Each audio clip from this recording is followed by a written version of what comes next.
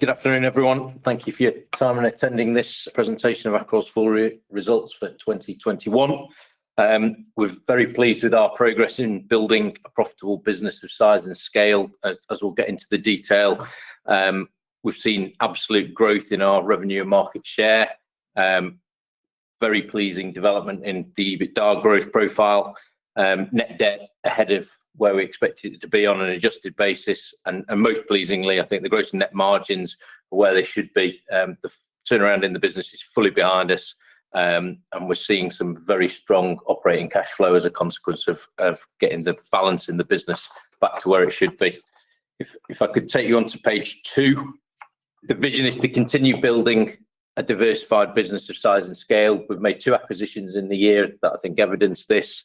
We bought Leicester Tissue Company in November, which increased the scale of the business by bringing a southern geography to our production footprint, all sorts of financial, logistical benefits from that, plus the strategic benefit of showing the key retail relationships that we had, a genuine multi-site offering with all the redundancy and latency that implies. The second acquisition was John Dale, a smaller business based in North Wales, but what it has introduced to us is a significant opportunity in the wet wipe market. Again, we'll get onto that and explain why we're excited about the opportunity that sits in front of us there. We've grown and deepened our relationships with our key customers, Aldi, Lidl, B&M, Home Bargains, Tesco, Morrisons, across the retail spectrum in the UK. And there remains a relentless focus on building that operational efficiency to make sure it translates into the operating margins we're becoming proud of. The business is extremely well invested. Gareth will speak a little bit about the investment programme and automation we've put in, particularly into the Blackburn site, and that has given us additional capacity to grow into. With the growth profile that we're confident sits in front of us, we think we've got the assets on the floor to grow into those sales. And the final point is that the full team is in situ. The senior leadership team is here, ranged amongst us. Richard, the CFO, is the final arrival who joined us at the turn of the calendar year. So we're ready and able to take on further integrations that we can build some operational efficiency from. So I'll hand over to Gareth now for some insights on our performance in 21. So I'm just going to pick just 2 or 3 things out of the last year's performance. First thing I'd say around the operational activity and in all of our factories throughout the pandemic has not stopped. Our service to our customers remained very high, and we're really thankful of all of our employees for their efforts during this really difficult period. We're also pleased, and Dan touched on the LTC and John Dale acquisitions. I will talk about a little bit more about those later on in the deck. But really pleased with the integration of LTC, and we've now owned John Dale for 12 weeks. Again, really pleased about our market share. Despite the industry declining in the last 12 months, we've gained market share again as an organisation. And then, more importantly, our gross margins have improved further, and this has been through mix change, more improved product range with all of our retailers. And again, Graham will give you a more of a flavour of the margin improvement that we've seen in the organisation. Final point I really make is really the result of all this effort is again an improvement in our profitability in the organisation, just under 50%, and our net debt now is less than 1 times. I'll hand over to Richard now, just give you a flavour of some of the financial numbers. Okay, good afternoon, everybody. So if I just take you through the headlines here, and then I'll expand into more detail in a couple of slides' time. So headline revenues up 1.4%. There's a number of dynamics at play there, and I'll take you through that in a moment. As we've already said, the expansion in the gross margin we're particularly pleased with. That's come about really through lower material costs, where we've managed to retain and hold on to those benefits. And also the benefits of our restructuring programme and investments that we've made over the last 2 years, again, reducing our cost base. We're pleased with that. That improvement in the margin has flowed through into the EBITDA and the profit before tax. We're also particularly pleased we've been able to bring the net debt down again. That's after having funded the acquisition of John Dale out of our cash resources, which happened right towards the end of the year in April. And as Gareth has said, that's brought our net debt under 1 times relative to our EBITDA. This is just a little bit of historical context, really, to show where the business is at compared to where it was 3-4 years ago. Revenues have obviously expanded over that period, which has grown our market share considerably. So we now stand at almost 16%. You can see the progression in margins that has occurred over that period as well now, up around 27-28%. The improvement in the profitability, which has generated more cash, paid down net debt, and that's translated into higher earnings per share. So if you think about top line performance in terms of revenue, I just wanted to start by giving you a little bit of context around the market itself. So the UK tissue market retail sales value is around £2 billion. You can see the relative split of that into the different categories: toilet tissue, kitchen towel, and facial tissue. The market itself declined by just over 1% during the year. What was interesting is during this sort of pandemic year, there was a reversal of some historical trends where private label business actually declined by more than brands. The brands and private label are still about 50-50 within this market. And also as a reversal again of previous trends, we saw the discounters losing share to the grocers. And that's not unique to this category. That would have happened across all categories, really reflecting the decline in retail footfall, people choosing different store formats, tending to shop in bigger stores rather than going to multiple stores. And obviously the grocers, particularly those with online capabilities, were big winners during the year. When you translate those market dynamics over across into our own revenue performance, on the right-hand side, there's a bridge of our revenue numbers. Out to the right is the benefit of the LTC acquisition. So put those numbers together, there's £16 million of revenue that was generated from LTC in just the 5-month period since acquisition. And then to the left, if you look at the historical performance or the historical Accrol, so the pre-acquisition revenue, you can see how our exposure to the discounters relative to the grocers caused our revenue to decline. We also had the impact, if you go all the way back to the start of the pandemic and panic buying of particularly toilet tissue, that all happened right at the end of our full year 20, so boosted our revenues then and created a drag into the start of full year 21. So we then look at the profitability. So this is a bridge of the adjusted EBITDA number. So going from 10.5 million up to 15.5 million. Again, just stripping out the impact of the acquisitions. So LTC there, generating £2 million of EBITDA in the 5-month period since acquisition. And then if we look at the underlying business, there's clearly an impact on the margins in terms of the revenue decline that I've just described. We did benefit from favourable material cost movements. As I said, through our sort of commercial margin and management processes, we managed to retain a large proportion of that rather than seeing that being given away in terms of customer pricing. And then additionally, as a result of the restructuring, headcount reductions, investment in automation, all of the activities that have happened over the last year and 18 months indeed, then another £2.5 million of cost reduction that's flowed through to the bottom line. Additionally, on the right-hand side, just wanted to emphasize that we're still very much focused on cash flow management. We generated strong operating cash flows. Working capital remains a key focus for us. And as I said, we were able to reduce our net debt down under 1 times EBITDA. Okay, I'll pass you back to Gareth just to talk a bit about the acquisitions now. I've got a couple of slides, one on LTC and one on John Dale, just to give you a flavour of where we've got with both businesses. With LTC, we're really pleased with the integration of the organisation. It's significantly ahead of where we expected to be in time. We've owned this business now for 7 months. We expected this integration to take probably 12 months in total, and we're probably 6 months ahead of expectations. And also, when we bought this, as a reminder, this was an operation with 4 brand new machines in a brand new building. They were operating 2 machines 24/7, 24 hours a day, 7 days a week. We've transferred in around £20 million worth of work. So this operation now is working 24 hours a day, 7 days a week, all 4 machines running.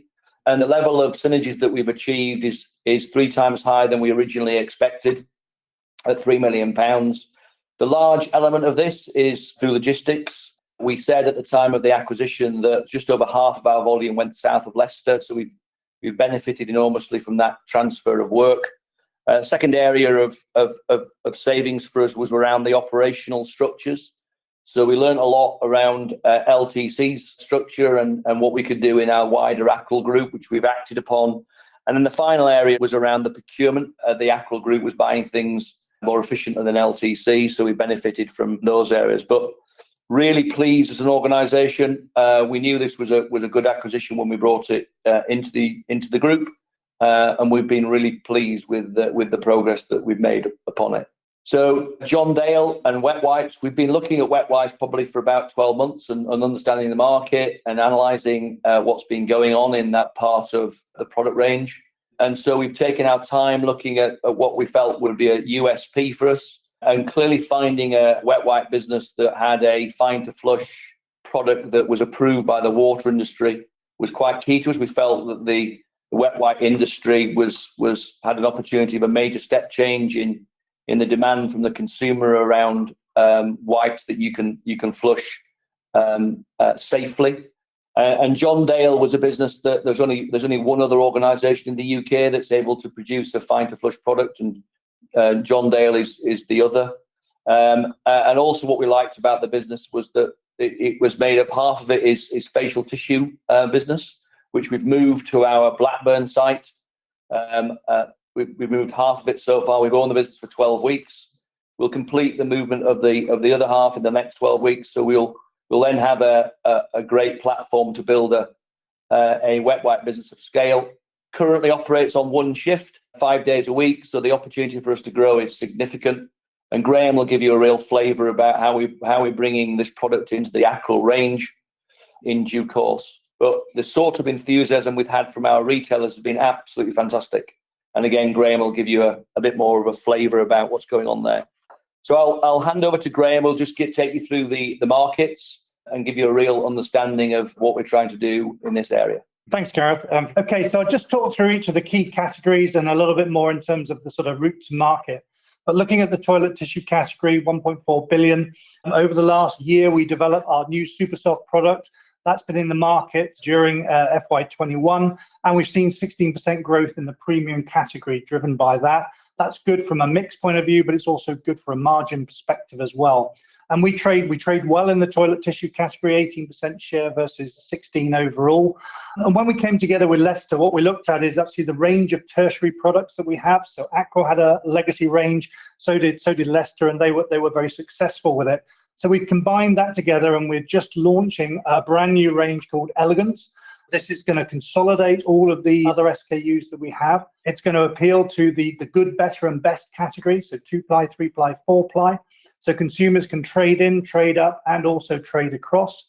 And as you'll see on the graphic, we've also now incorporated the moist toilet fine to flush in the Elegance brand as well. So already bringing in the John Dale acquisition and the products that it's making to give us a really true range that covers all of the areas.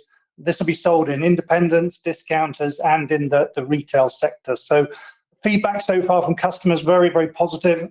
Shows what we can do in terms of development and innovation. And we're looking to roll this out through July into August. So we move on to the next slide, just looking at the kitchen towel category, £500 million market. This grew really strongly last year, and that's due to a change in consumer habits, a lot more cleaning, sanitization, wiping down of surfaces. And what we looked to do last year was to pick up on this and see how we could do similar to what we did in toilet tissue and start to really focus our development on the product and the product that we're offering out to our consumers.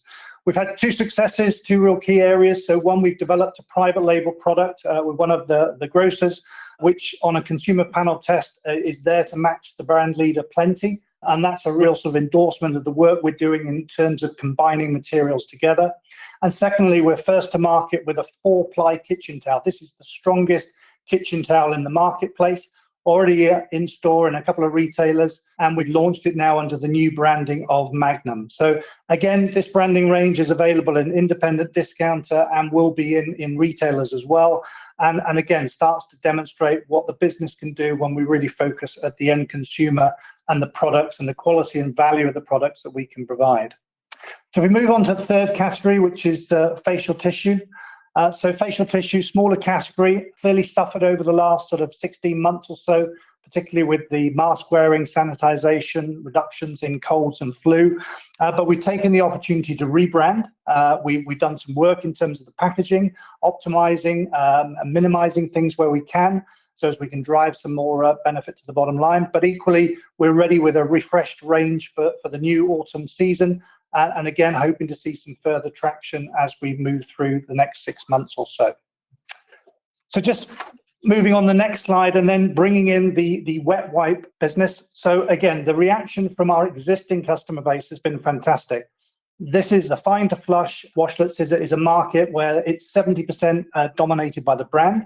There's very little private label, very little tertiary brand out there. So we've got a very clear opening to actually exploit and drive through.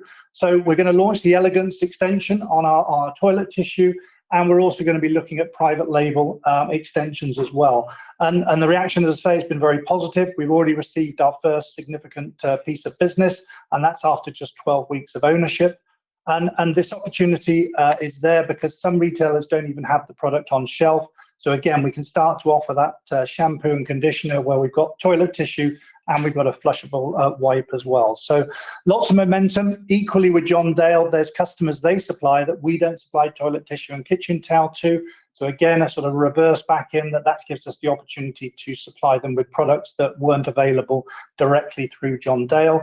And finally, the whole package together, when you look at the logistics and the RDCs and how we move this product out to the retailers, then we can do this in a really efficient way. Instead of a whole vehicle load of product, they can have a number of pallets as part of a combined load, which is clearly very attractive in this current climate. And then finally, moving on to e-commerce. So again, clearly this is an area that's expanded rapidly, particularly through the pandemic. We've got two approaches in the market here. We launched last year our sustainable plastic-free brand Oceans, linked into donation to the Marine Conservation Society.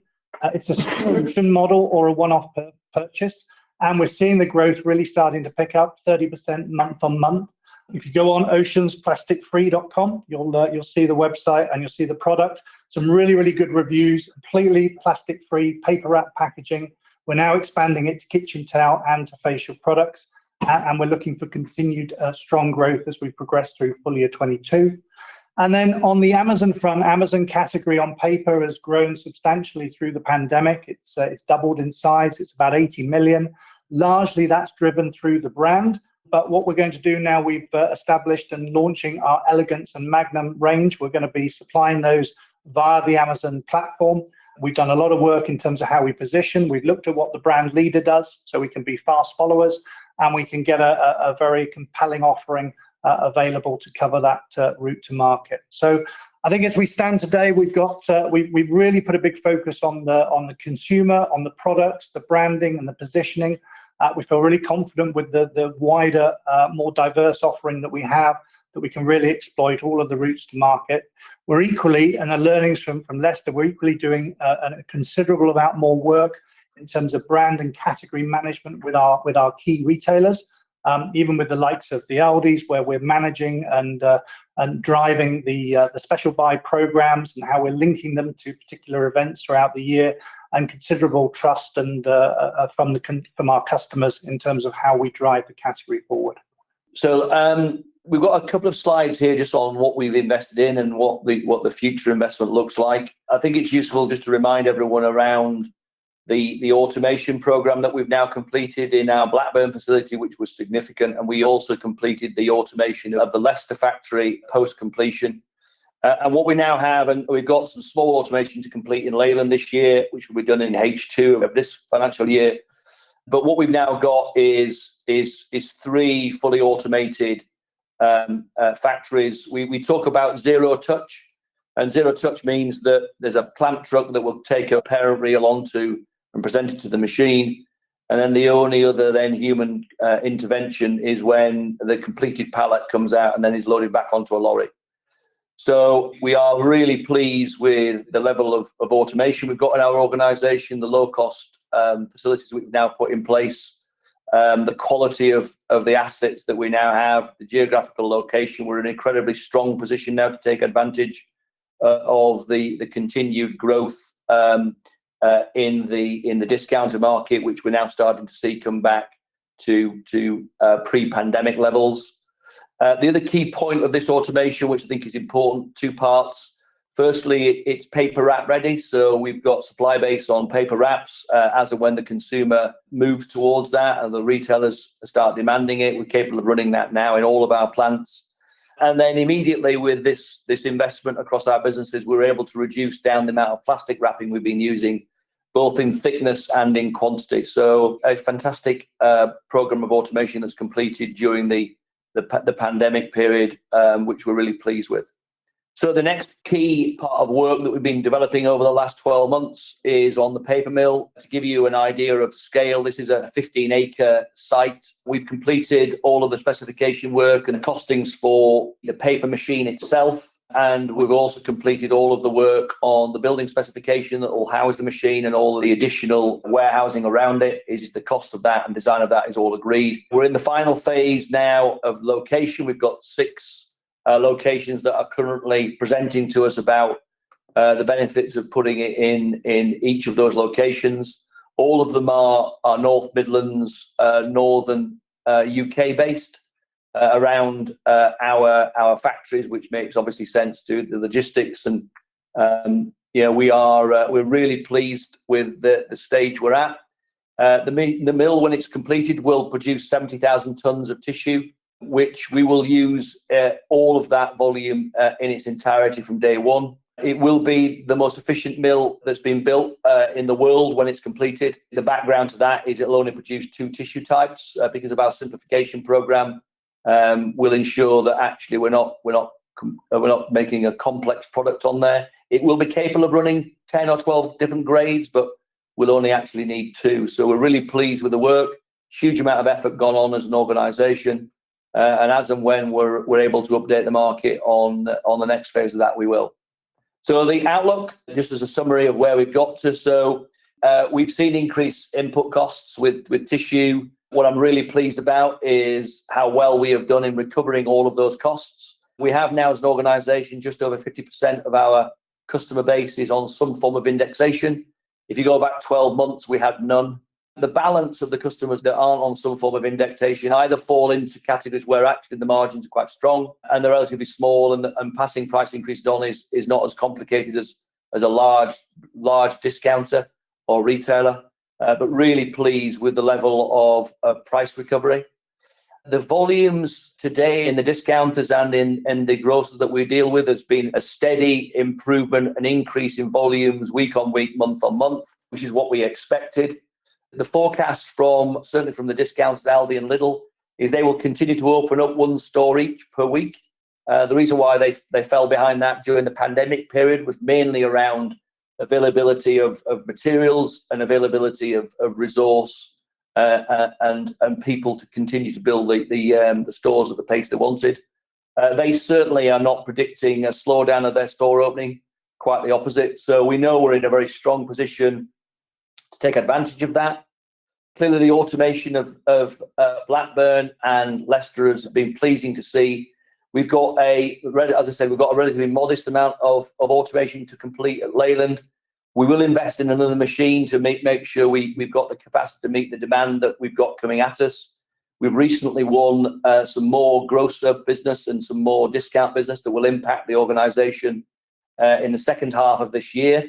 That business has already been confirmed. To give you an idea of lead time on new business wins, it tends to take between 3 and 5 months to flow into your organisation. There's a GSCOP agreement in place with all retailers where there's a 90-day period where actually when they're transferring work across before they can even start moving work. So that's the sort of gestation period it normally takes. Graham and myself touched on the wet wipe business. We're really excited about what we can do with that organisation. It adds real diversity and the sort of customer reaction we've had that we've been really pleased with. Exit run rates in full year 22, we see acceleration of volumes throughout this year. And finally, obviously, we're really pleased with the UK mill development, and we hope to update the market on that soon.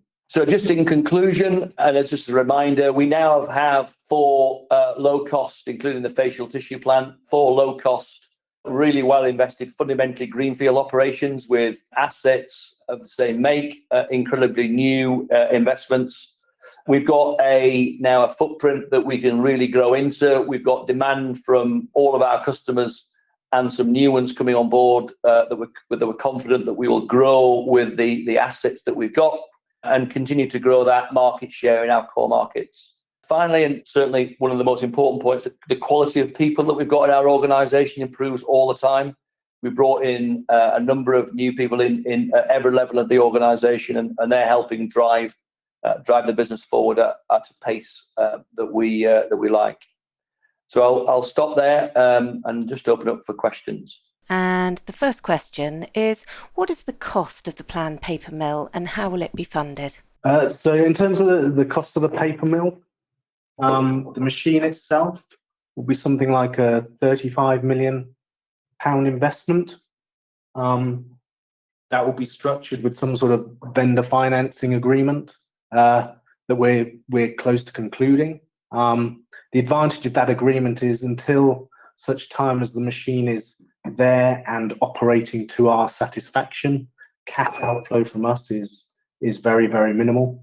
In terms of the sort of shed, if you like, that the machine would go in, our intent wouldn't necessarily be to own that. We're looking at various options there and how that might be financed, but that will probably be on some sort of rental leaseback arrangement. Thank you very much. And what are the incremental risks associated with operating a paper mill? The risks, I suppose, on the build, and Richard touched on that, the agreement we have with the machine manufacturer it lies with them on operational output. So we only take ownership of the machine when it's achieving the operational output levels that we've agreed. Now, just to put it into some sort of context, the machine provider is the leading world tissue machine manufacturer. They build many of these machines every year. It's not a bespoke machine; it's a standard machine. So the level of risk to us is minimal with regard to the startup risks, and then the ongoing running risks. We've run mills before. We've been involved in a number of mill manufacturing facilities. The training program for individuals. So this business will employ about 40 people. So this is not a large. It's not as big as perhaps some people might think. So there's a 6-month training program that's done with the machine manufacturer as part of that handover process. So we feel that many of the startup risks are upon the supplier and not upon us.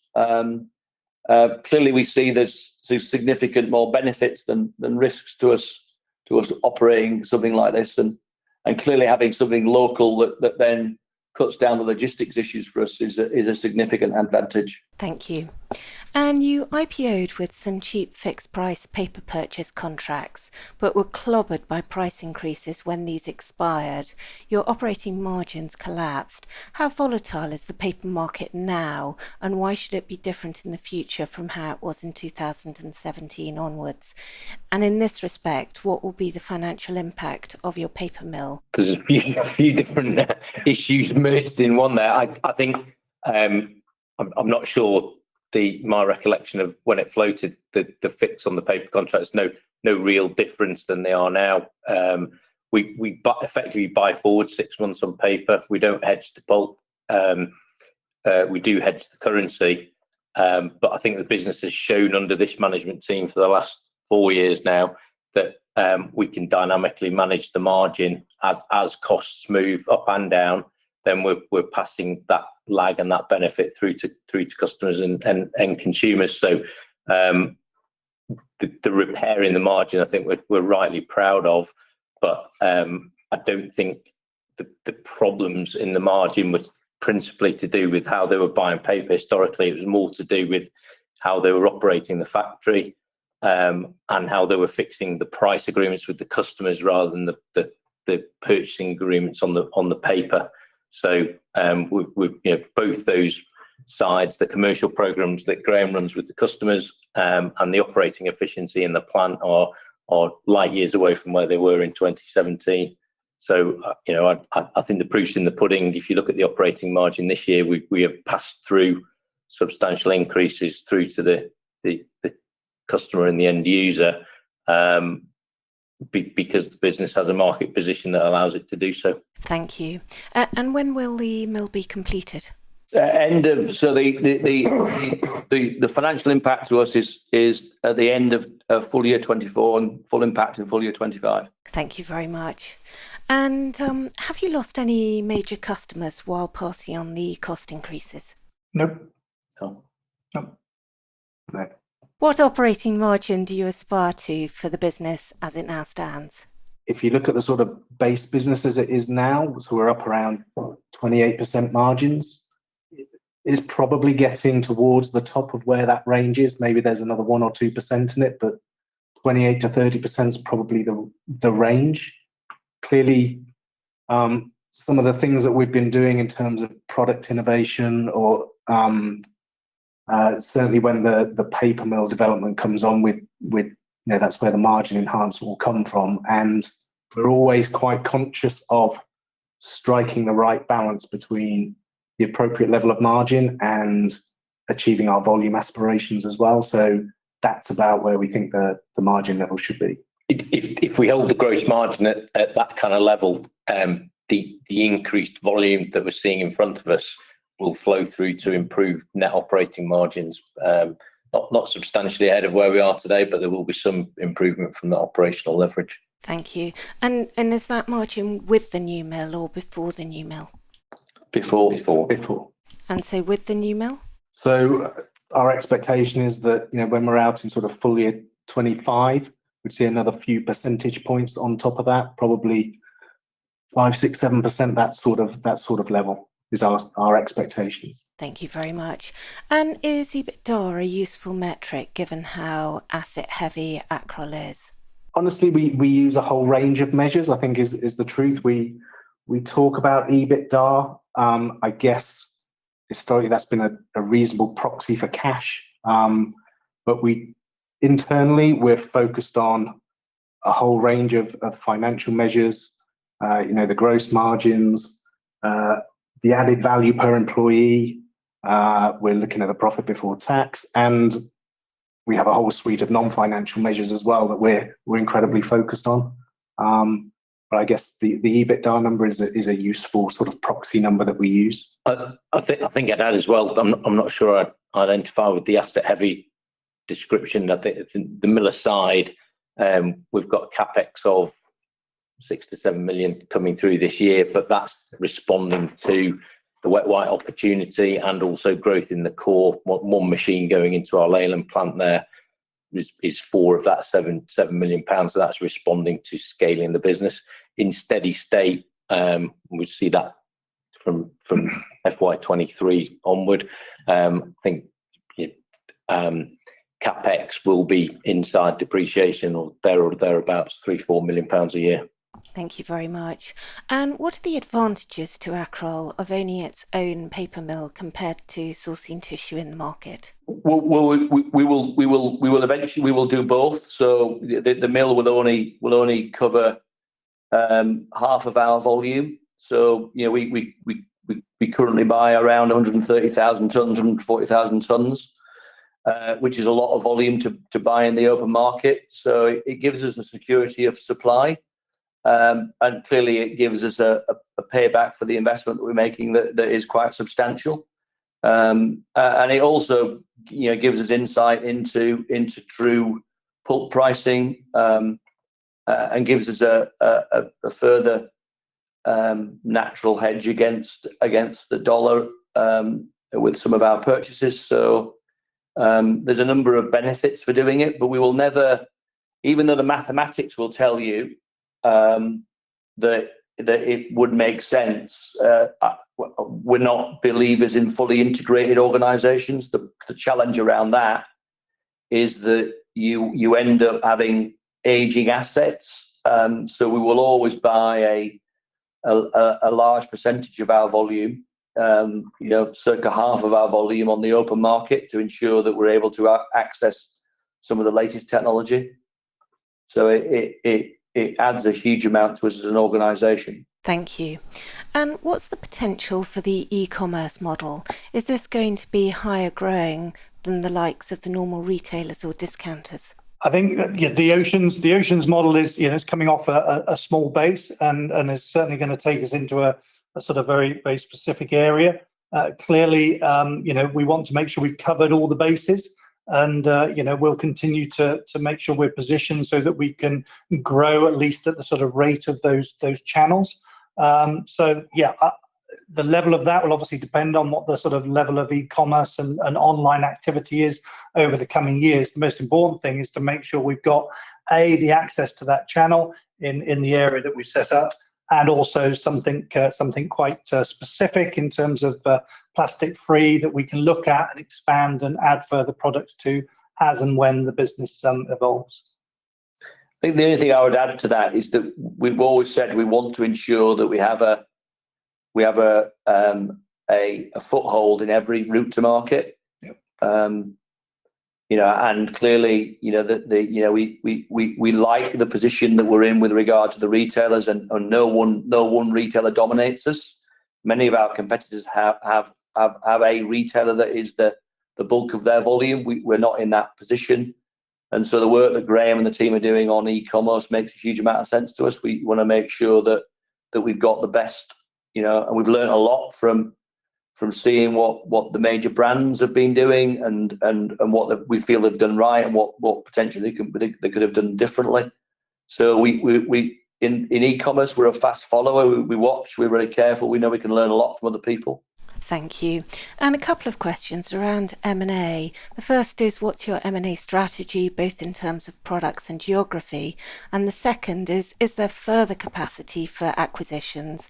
Are there parts of the industry you feel you don't currently operate in or want more exposure to, for example, napkins? So I'll probably answer it probably around what interested about John Dale. So we look at a variety of different markets that have a tissue bias or to us, so that we feel that there's opportunities for us to do something different. When we looked at the wet wipe market, we saw that there wasn't any, the brands had a dominant position. They weren't making it themselves. We felt there was a real opportunity with flushable wipes, and if we could find an asset or a company that was available that met that criteria. We like businesses like John Dale that John had been running it for many years on one shift, and so the opportunities for us to grow it was significant. So we look at lots of markets. We look at lots of potential businesses that a bit like that growing the revenue line is easy if you give it away, and equally buying businesses is easy if you pay the wrong price or you just too quick at doing it. So we'll continue to look at the markets that make some sense to us, that ones that our retailers are asking us about whether we could help them. There's not a huge, on the specific napkin question, there's not an intention that we were in the away from home market some time ago. We came out of that market because we didn't have assets that were particularly well invested, and it was a market in our view that didn't value good quality product. So it's not something that we would intend to go back into quickly.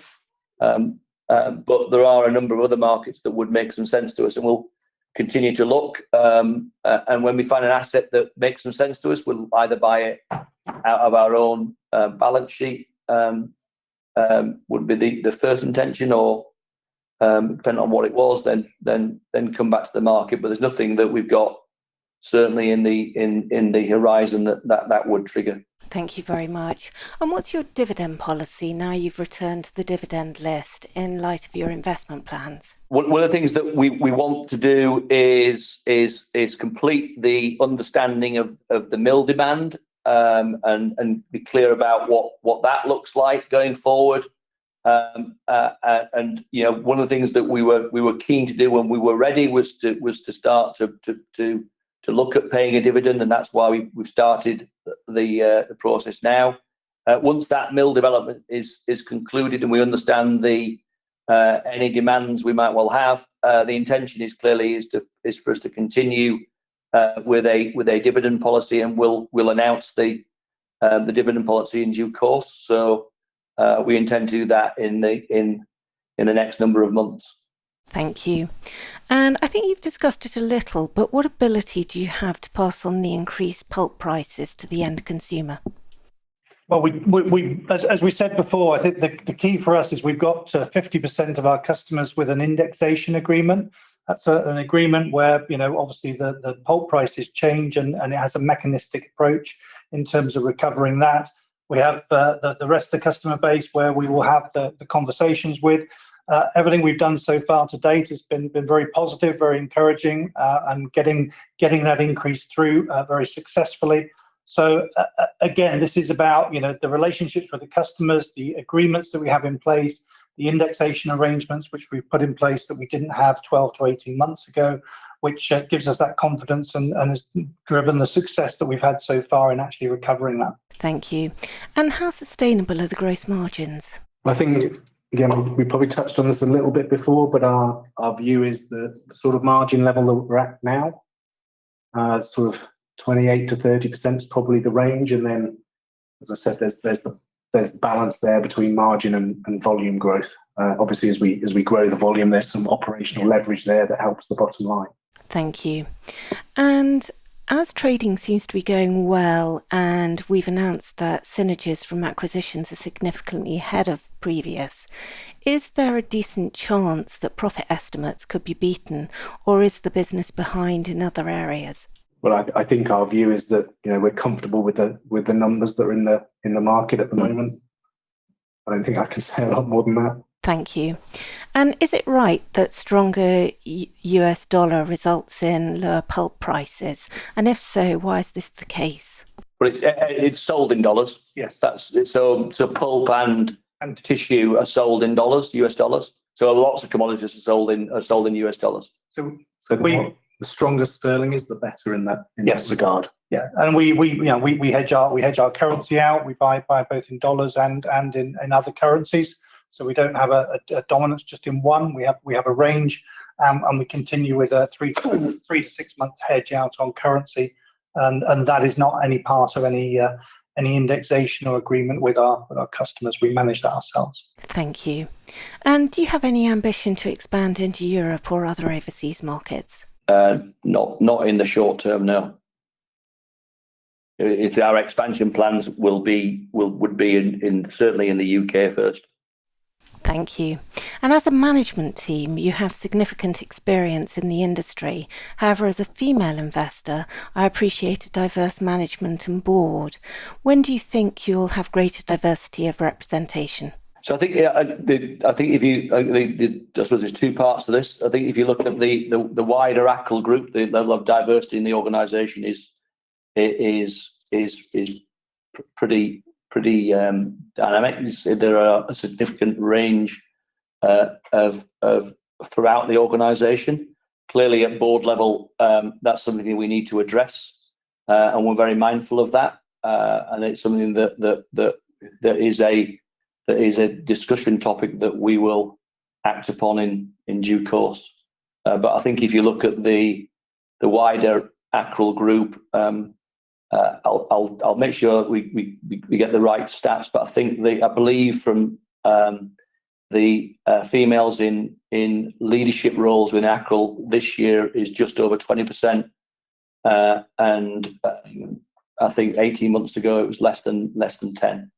So we're doing quite a lot around that area. What I would say is that from our experience, certainly in manufacturing, the more successful individuals that we've tended to see in leadership roles in operational positions has been females. So I think if you looked at the wider Accrol group, then we performed pretty well, but we've still got a significant distance to go with regard to the board level, but we will address it.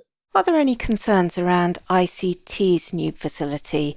ICT is the Italian tissue maker, which looks set to begin construction next year. Will there be any market share or margin impacts? So they'll start. Yeah, I know them well. They'll start with a paper mill, and again, if the mill that they will build will be a I believe it's a 70,000 ton machine. Clearly, that would benefit us with regard to tissue pricing. I think that there's room for good operations in the UK. I think what you need to factor in is what Kimberly-Clark are doing in the UK and in Europe. There's a strategic review currently ongoing regarding Kimberly-Clark. They're not investing in their conversion operation in the UK. So and currently the value of Andrex, I believe in the UK operations is around about £250 million worth of revenue. So I think there's quite a lot for us to go at. Our target has always remained taking share from the brands. So we would welcome Warner, a tissue supplier, into the UK. It would make logistics significantly easier. And we're comfortable that we're not complacent about the work we've got to do.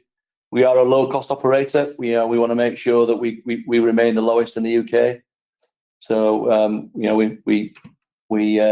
we'll watch from a distance and see how that progresses. Thank you. And what's the end goal for this management team? What would make you break out the champagne? I think manufacturing is the greatest thing in the world to get involved in. We love it. It's really enjoyable. We want, I think the success would be that, we've got some really, really young new people have joined our organisation at engineering roles, in electrical engineering roles, in manufacturing roles. I would like us that we'd get the champagne out. This might be the wrong answer for we'd get the champagne out because we're attracting young people who want to get excited and get involved in manufacturing. I agree. That's what it would be. It frustrates me that not every, but a lot of young kids think that the answer's TikTok or the city. We think making things in the UK is brilliant. So we like that. So we'd get the champagne out if we employed, 25% of our workforce was young, intelligent people that wanted to make a difference in manufacturing. Fabulous. Thank you very much. That's the end of questions. Gareth, do you have any closing remarks? No, I just would like to thank everyone that's joined the call this afternoon.